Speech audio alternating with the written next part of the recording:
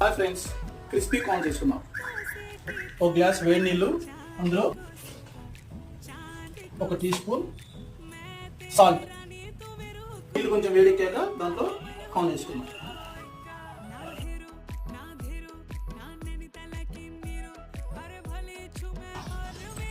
వచ్చాక stove off చేయాలి friends. ఇట్లా జల్లబెట్టుకోవాలి ఫ్రెండ్స్. ఇదంతా బాగా చల్లగా అవ్వాలి. 2 tablespoons corn flour, 2 tablespoons maida, 2 tablespoons rice flour, బియ్యం పిండి, సాల్ట్, కొంచెం కారం. సరిపడా ఆయిల్ పెట్టుకోండి ప్యాన్ పైన.